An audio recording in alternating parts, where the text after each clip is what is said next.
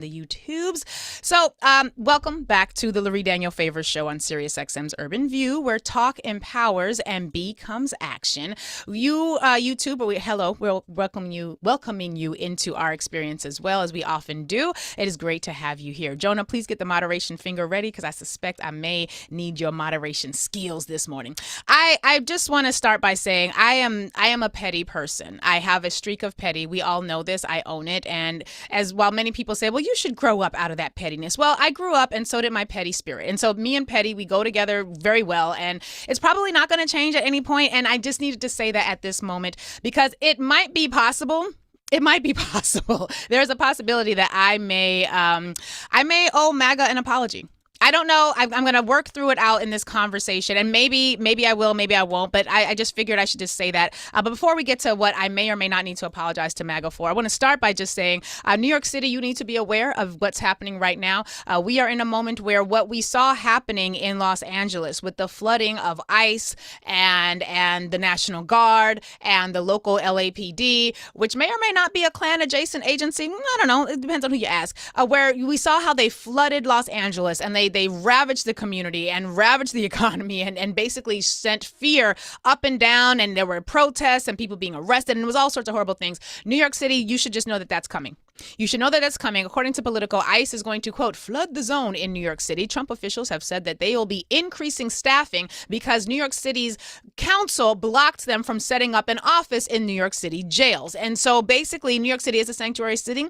It's a part of our Constitution and Charter. If you don't like it, don't live here. That's how we roll. And so if you got an issue with that, you got an issue with that. But what we also need to be aware of is that what it means is that NYPD, who was already on one, in fact, I don't think there's ever been a time where NYPD hasn't been on one, but they're particularly on one right now because we have a black mayor who has not only empowered them by pouring billions extra money, millions of dollars into their already multi-billion-dollar budget, but he has also revitalized strategic response groups that were disbanded because of their unconstitutional efforts to devastate black communities and brown communities with terrible policing practices which would never be implemented against the whites in New York City. But we already know that this is a mayor who's predisposed to allowing police to basically run roughshod over black bodies. And so because of that, you need to be aware. We have this thing in New York City every single year called the West Indian Day Parade. It's an amazing time. I love it. It's fantastic. It's an amazing gathering of Pan-African Caribbean communities.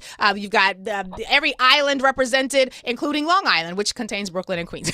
You see what I did there? But it's an amazing congregation. It's phenomenal. It happens during Carnival weekend here on Labor Day weekend for us. It's a huge, huge, huge event. It's a weekend-long event. It's a phenomenal time in Brooklyn. However, because ICE has already said that they are coming to New York City, I need us to be crystal clear that if you are not immigration secure and you plan on going to the West Indian Day Parade, baby, I'm going to need you to stay home. If you don't got your papers together, and if your papers a little fugazi, I'm going to just need you to stay home, because ICE is going to be there. They are going to be walking in lockstep with NYPD, and I'm sure they'll have a robot dog or two out there as well. But you just need to be aware that they are happy to turn Eastern Parkway, which is where the parade route takes place. We've got Juve events. We've got all a mass. It's a whole bands play mass. It's a wonderful time. And all of this information is public. And what this means is that ICE is very much aware that this parade weekend is going to happen. And they are very much aware that this parade weekend is going to bring together a gathering of international blackness. And international blackness is not high up on the list of values here in this society right now. So if you do not have secure immigration status, baby, I'm going to need you to stay home. I'm going to need you to not have no Juve parties that weekend. I'm going to need you to not have no cookouts that weekend. And it's going to be bad because everybody's going to be, you're going to hear the music and they're going to, be drinking water and mind their business. It's going to be all of that happening. It's going to be wonderful. You're going to have to jump up and all of that. The flag going to wave. It's going to be great. You need to do that at home. You need to do that at home. Those of you who are immigration secure, who plan on being in those spaces, I just need you to also be aware that your celebration is going to have a protest component, because they are going to swarm. From what we understand from the reports, they are going to not miss this opportunity to swarm that weekend. And it's not just the parade route, it's the entire weekend. So I just need people to please hear what we are saying and just believe these people who they say they are. They have shown us who they are. We saw what happened in Los Angeles. Just be ready. Nonprofit organizations, community-based organizations, faith-based organizations, those of you who do the work of protecting community, I need you to have a carnival plan. I'm going to need you to have a Labor Day weekend plan. We're working on one at the Center for Law and Social Justice. I just need you all to have these things in place so that when it happens, we are prepared. And if it doesn't happen, then we've practiced enough so that when it does, we're good. But they already said that the Department of Homeland Security will, quote, flood the zone with immigration and customs enforcement agents in New York City after the city council blocked federal law enforcement agencies from opening an office in New York City jails. That was according to border czar Tom Homan. Be ready, as only Brooklyn can. So I'm going to say that, and just now we can move on. We may have more to say about that as the summer winds down, but I just wanted to make sure that we are good to go there. You all should know that every once in a while I make a mistake on air. Or I say something, I use a wrong number or a wrong citation. One of the beautiful things I love about being a part of this network is that when we make a mistake, we correct the record. We correct the record in real time. If I say something that is factually inaccurate and somebody on my team says it, I know Amina she's gonna do this move right here. She's gonna move her headphones, indicating she got something to say, and she's gonna be like, that's not right. Here's the article. And she's gonna have already found it. She's gonna hold up her laptop the way she does. Y'all can't see none of this happening. She's gonna hold up her laptop and she's gonna let me know that I said something inaccurate, and she's gonna pass me the laptop so I can see the article and make the correction on air. We do not believe in pretending we were right when we were wrong. We correct the record. And it may be that I may have to correct the record today. And I'm going to start just by saying, MAGA, listen, you and I, we don't really go together. But when broken clocks can sometimes be right. And what I mean by that is I always thought that the people who were a part of MAGA, who were always talking about the deep state and the cabal of wealthy people who were working together to participate in a pedophile ring and who were protecting the pedophile ring members. I was like, yes, I know pedophilia is a huge thing. I know that international sex ring and sex trafficking is a huge thing. But I didn't know necessarily where y'all were going with it, because MAGA, you would kind of make it seem like all the people who were in the pedophile ring were the Democrats. And so it felt kind of like you were just trying to score political points, right? But then this thing started happening this summer, and we started getting all of these weird things happening out of the White House. And I was like, was MAGA right?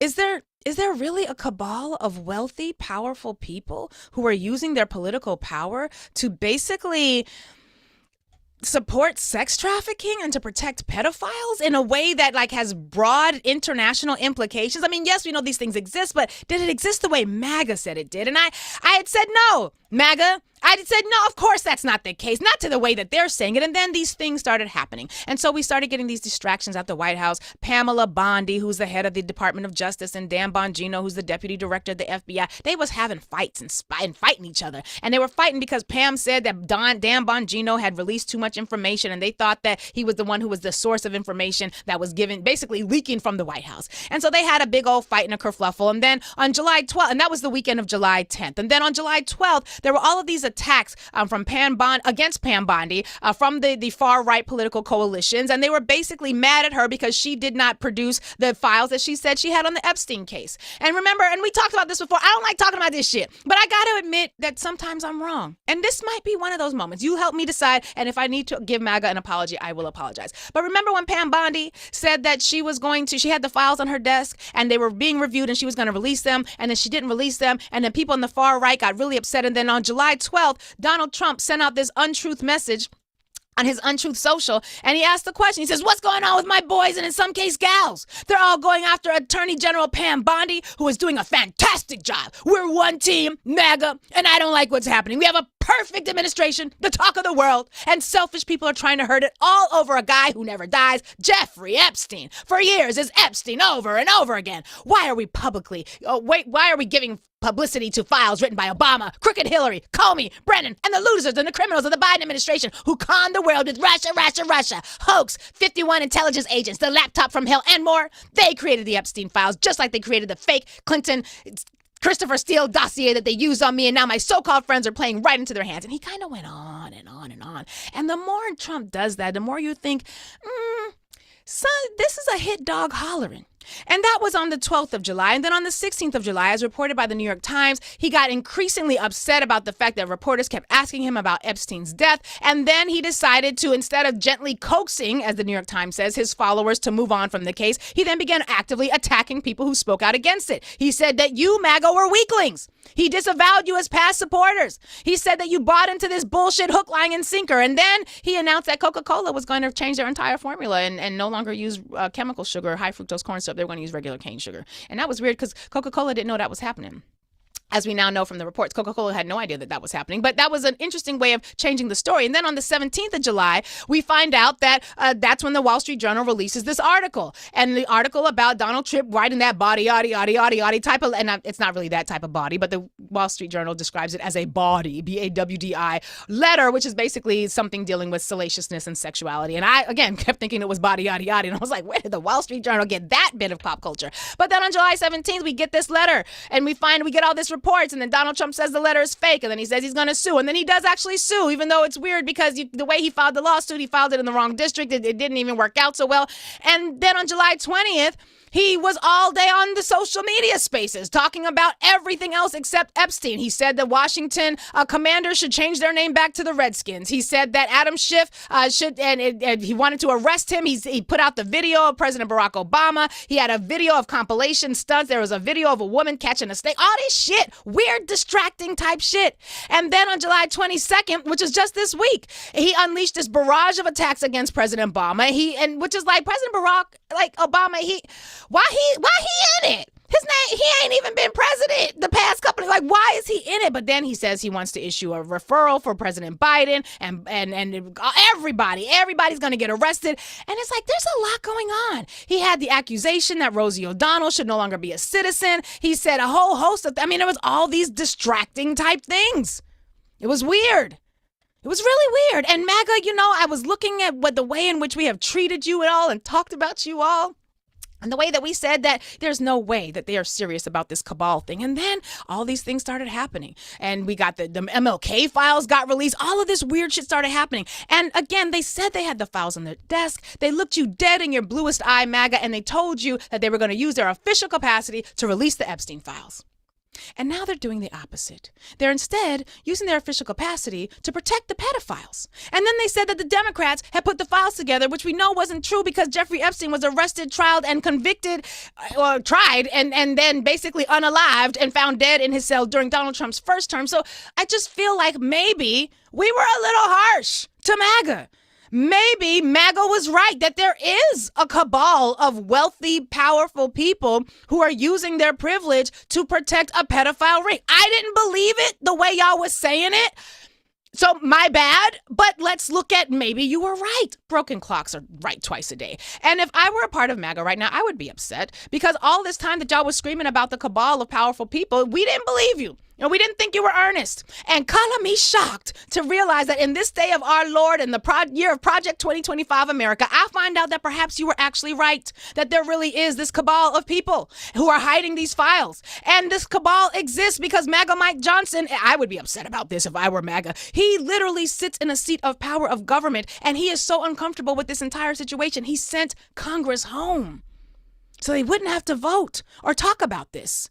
And I'm also wondering how that black child he adopted, who was already very old when he adopted him and never officially did so, I wonder what he's doing and how he's thinking. But MAGA Mike Johnson is going through some things right now because I think they thought that when they sent Congress home, people were going to stop talking about it. And then we find out yesterday from the Wall Street Journal that they're never going to stop talking about it because not only are there files, which they said they didn't have, even though they said they was on their desk, and they said that they didn't exist, even though they used to exist when they existed during the campaign. But then we find out that not only was Donald Trump in the files, but Donald Trump was told by Pamela Bondi back in May, just a week or so before Elongated Muskrat tweeted it out, that his name was in the files and that it was pretty bad. And then we find out that they assigned all of these FBI agents to scour the files to find Donald Trump's name and pull the files. And maybe MAGA was right. You might have been right this entire time about this one thing. Just this one thing. And let's be clear. I'm just saying you're right about this one thing. But then the distractions, I was like, maybe that's a bridge too far. But then the distractions started to continue to escalate. And we had this weird press conference situation with Tulsi Gabbard yesterday, where she basically is trying to explain like why it is that she's now going to arrest or try to arrest or investigate President Barack Obama. And then she got asked a question. And she found a few moments of peace. And remember, Tulsi Gabbard, who's the director of national intelligence, which is an oxymoron if ever there were one, she has basically been on the outskirts with Donald Trump because she had come out before saying that she did support the release of the files. So she's doing everything right now that she can to get back in the good graces. And then she had some shit to say at this press conference about trying to arrest President Barack Obama. And she found exactly 3.2 seconds of peace in her cryptid Cruella de Vil ass looking heart before she had to answer questions. And then those questions got bad for her and she could not answer them. Amina, could you please pull the clip of Aaron Rupar, who quoted, this is the Tulsi Gabbard clip, where basically she can't answer any of the questions about how she can explain why it is. And here's the question that she got confronted with. Basically, because everything she said that they were going to be investigating President Barack Obama before has already been investigated, and it was investigated by people who are now in leadership in Donald Trump's party. So I want you all to take a listen to this clip. YouTube, you guys will be able to see this. Let's take a listen and see what Tulsi Gabbard had to say to this question. He spent several years looking into this and unanimously agreed in a bipartisan fashion, Secretary of State Rubio was a member of that committee, that there was no political interference. There was a years-long Justice Department investigation into this as well that also concluded no political interference. So help us, from a 50,000-foot level, explain, what do you now have that refutes those two? Sure. I will encourage you, in my role as the Director of National Intelligence, my job, again, as I said when I came into this role, was to make sure that we are telling the truth to the American people and that we are ensuring that the intelligence community is not being politicized.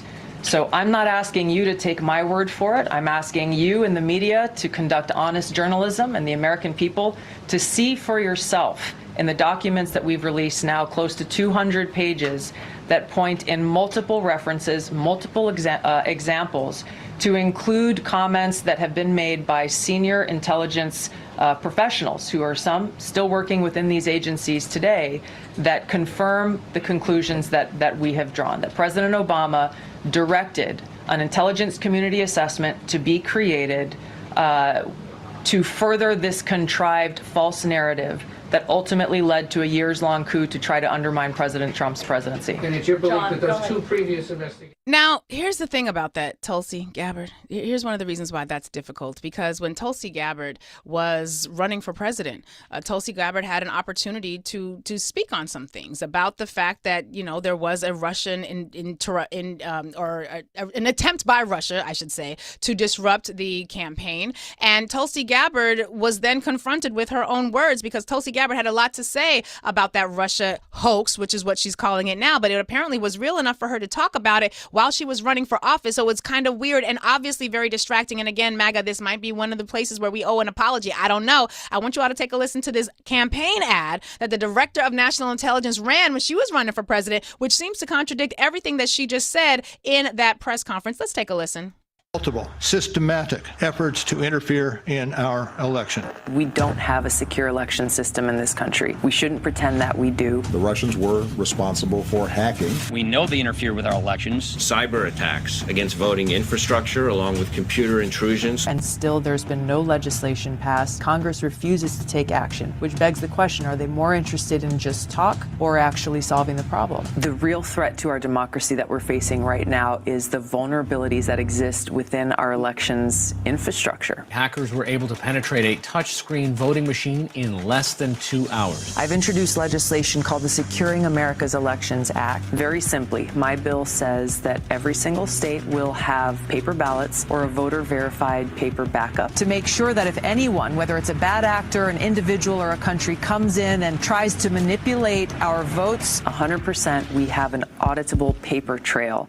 Russia is continuing its attempts to meddle in U.S. elections. Rogue political campaigns are not likely to go away in the near future. We must act now to secure our elections and renew our citizens' faith in the integrity of those elections. So we're going to stop the clip there, but it goes on. I feel like MAGA, again, this is one of those moments where I thought y'all was cuckoo for Cocoa Puffs, because clearly this is an example of somebody who, before they got into office, saying that they wanted to make sure that the Russia interruption of our elections didn't happen again. And then now here we see her in office in her official capacity, reviving, I should say, an effort to investigate people who've already been looked at. This case has been looked at multiple times, and you, prior to being in this position, were in agreement with those findings. Marco Rubio was one of the persons who led that investigation into President Barack Obama. So, MAGA, when you say that there are people who know that there is a pedophilic ring happening internationally, and then when they get into office, they decide to use their position and their power to protect the pedophiles, maybe you were right. Because it feels like that's what Tulsi Gabbard was doing. And then do you remember all those raging Democrats who actually said that the Russians were meddling in their elections, and then the Republicans said, no way, there's no way on earth that the Republicans would ever engage in any sort of electoral disruption like that. We can't even believe you would suggest such a thing. Remember when the Republicans completely pushed back on this and said they could never be a thing and Russia would never happen? Well, listen to Mike Pence, who said exactly that. He said definitely this was never going to be a thing and it could never have happened. Let's hear what he had to say just to correct the record. The fact is, Russia meddled in our 2016 elections. Oh, oops. That is the unambiguous judgment of our intelligence community. And as the president said, we accept the intelligence community's conclusion. Wow, that's awkward. Russia's goal was to sow discord and division and to weaken the American people's faith in our democracy. Damn. And while no actual votes were changed, any attempt to interfere in our elections is an affront to our democracy, and it will not be allowed. That's awkward. That's awkward. Once again, MAGA, it looks as though you do have many examples of people in positions of power who are now saying one thing different than they said before. And the thing they're saying now really is being used to protect this cabal of international sex traffickers. And I would also agree that it would look like a cabal was using this power if the Democrats had tried to do what the Republicans are doing right now. Because if you had told me that the Democrats had got into power and they had decided to, instead of releasing the Jeffrey Epstein files, which we now know Donald Trump's name is all a part of, which we now know is the book that he contributed that letter to, allegedly reported, supposedly Wall Street Journal is standing on business, and they say, no, we know that exists. We are standing on our reporting. We will see you in court. It would feel to me definitely like there was a cabal of wealthy people, powerful people who were using their power to prevent the release of these files, and that they were all in on it. If the Democrats, you had told me, if the Democrats had decided that once they got into power, they would not only refuse to have a conversation on the floor about these Epstein files, but that they would also attempt to basically flee town and leave governing and shut down the government to avoid having to have any conversation about these files. Now, Summer Lee, representative out of Philadelphia, had some things to say about this, because basically had the Democrats done what the Republicans did, I would have no reason but to say, yes, you are correct. There is a cabal of very wealthy people who are doing what they can to protect the pedophiles. I would have to agree with you. And I still have to agree with you, even though now it's the Republicans who are doing that. It's the Republicans who decided to shut down the government and instead flee town because they didn't want to have to deal with a vote as to whether or not they should release the Epstein files. And then they got snookered because in one of the committees in Congress, the Democrats were basically able to use some legal maneuvering, and they were able to get a subpoena issued for all of the Epstein files, and then they had some Republicans who voted with them as well. This is one of the difficult things that I thought you were wrong. I thought you were at least wrong enough that you were, and we're not even going to play the clip, Amina, because we don't have time, but MAGA, I think I might owe you an apology. Maybe. I'm still not convinced that I do, but I might, because I thought you were cuckoo for Cocoa Puffs, and I actually like Cocoa Puffs, but I thought you were cuckoo for Cocoa Puffs because they basically have demonstrated to you that there really is a cabal of very wealthy people who are deciding to use their power in office to prevent the release of the files that would implicate the wealthy pedophile international sex trafficking ring members. MAGA, you might have been right. You might have been onto something. And even though those of us who live here on Earth One, we shake our fingers at you and we wag our fingers because often you are simply not correct. On this, you hit it out the park.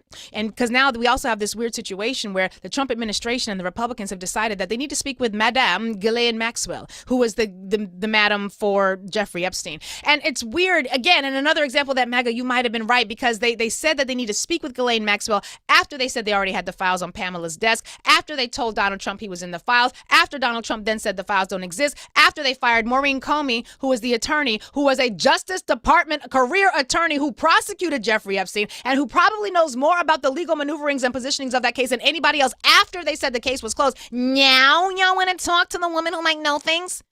Y'all, they said they had the files, MAGA. They said that there was nothing in the files that they could share. They said the case was closed, and then they said they got to go interview that woman, and she's sitting in her jail cell. They're not going to have difficulty finding her because she has already been tried, convicted, and sentenced to serve 20 years in prison.